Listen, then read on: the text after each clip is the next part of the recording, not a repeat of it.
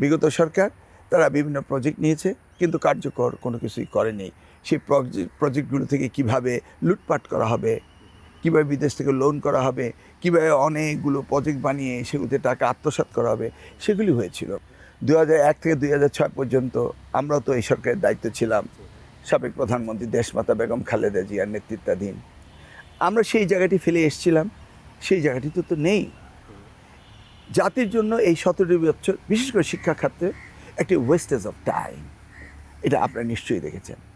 এখন খিচুড়ি রান্না শেখানো বা বালিশ গোছানো এগুলির কতটা প্রয়োজন আছে না আছে, কোন দেশে আছে না আছে সেটা তো বিষয় না। প্রত্যেকটি দেশের নিজস্ব একটা সৈকতা রয়েছে। এই ইন্ডিভিজুয়ালিটি থেকে তাকে সেই জায়গাটি থেকে তাকে কারেকশন করতে হবে।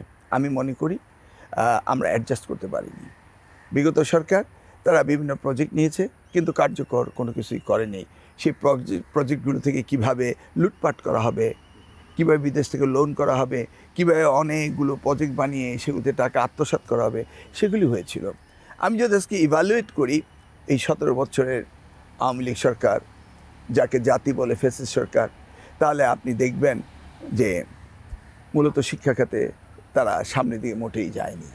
মানে স্পেসিফিক্যালি আপনি যখন দায়িত্ব নিলেন তখন বলেছিলেন যে শিক্ষা ব্যবস্থা হাস্যকর অবস্থানে পৌঁছেছেন, এই ফ্রেজটাই ব্যবহার করেছেন। আসলে তাই। সেইটা কীরকম হাস্যকর জায়গা আপনার কাছে মনে হয়েছে? একটি বিষয়ও তারা সঠিকভাবে অ্যাড্রেস করেনি, নট এ সিঙ্গেল ওয়ান। এই যে আপনি বললেন যে খিচুড়ি রান্না শেখানো, এটা কি কোনো প্রয়োজন ছিল? কচুরি পানা দিয়ে শাক বানানো যায়, এটা কি প্রয়োজন ছিল? মেয়েদেরকে সকালবেলা বিছানা গুছানো, এগুলি কি প্রয়োজন ছিল বাংলাদেশের প্রেক্ষাপটে? আসলে বিদেশে একটা ছেলের জন্য হয়তো বা এটা প্রয়োজন থাকতে পারে, কিন্তু আপনাকে তো বুঝতে হবে আমরা বাংলাদেশি, আমাদের ছেলেমেয়েরা কতটুকু অভ্যস্ত, কোন বিষয়ে কতটুকু, এটা গ্রামের ছেলে বা অ্যাফ্লুয়েন্স সোসাইটি, শহরের ছেলে, সেটাকে বুঝে টিউন আপ করে তো তাদের করা উচিত ছিল। এখন ঘরেই হবে বিয়ে বাড়ির পোলাও, যদি থাকে আগের এসেনশিয়াল সুগন্ধি চিনি গুঁড়া চাল। মূলত তারা কি কারিকুলামে কোনো পরিবর্তন এনেছে? শিক্ষা ব্যবস্থা কি কোনো পরিবর্তন এনেছে? কর্মমুখী শিক্ষা ব্যবস্থাকে চালু করেছে? তারা কি সঠিকভাবে শিক্ষক নিয়োগ দিয়েছে? তারা কি শিক্ষককে ট্রেনিংয়ের ব্যবস্থা করেছে? তারা কোয়ালিটি এডুকেশনের জন্য কি কোনো কাজ করেছে? বা এমনকি যে জিডিপির যে বাজেটের পরিমাণ, সেটা কি তারা বাড়িয়েছে? বরঞ্চ শুভঙ্করে ফাঁকি দিয়েছে।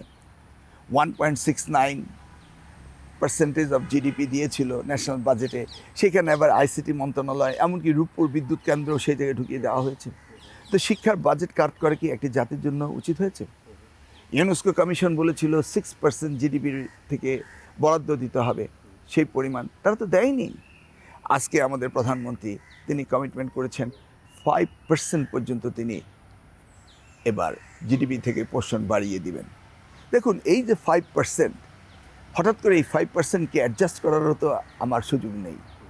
এটা তো শিক্ষা খাতে ইনভেস্টমেন্ট আস্তে আস্তে বাড়াতে হয়। তো এখন আমাকে সবচেয়ে বেশি এন্টারটেইন করতে হবে শিক্ষক ট্রেনিং, কোয়ালিটি শিক্ষকের জন্য, সেটাই হচ্ছে সবচেয়ে বেশি প্রয়োজনীয়। আর কারিকুলাম চেঞ্জ করতে হবে। পাঠ্যপুস্তকগুলোর যে নাজেহাল অবস্থাটা দেখতে পাচ্ছেন, সব মিলিয়ে এই 17টি বছর কী করেছে সরকার ভাবতেও পারি না। মানে সেই জন্যই হাস্যকর। কিন্তু যে কর্মমুখী শিক্ষার কথা বলছেন, সেই জায়গায় বাংলাদেশে এখনও যে শিক্ষা ব্যবস্থাটা চালু, সেটা বলা হচ্ছে যে মেমোরাইজ করো, মুখস্থ করো, পরীক্ষার খাতায় গিয়ে যা পড়ছো লিখে দাও, মানে বমি করে দাও আর কি, এইরকম একটা ব্যাপার। সেই জায়গা থেকে কি চেঞ্জটা মানে মোটা দাগে আনতে হবে বা আনার প্ল্যান আপনারা করছেন? ওয়েল, এক শব্দে এটা শেষ করা যাবে না। আপনাকে ফলো করতে হবে যে মডার্ন এডুকেশনে কীভাবে ছেলেমেয়েদের শিক্ষা দেওয়া হয়। ধরুন আমি যে লেখাপড়া করেছি, নিউ ইয়র্ক টেক থেকে MBA করেছি, সেই সময় আমরা বই পড়েছি, লাইব্রেরিতে গিয়েছি। এখন গিয়ে দেখি সব কিছু project base, group wise project base. It's a totally different situation right now.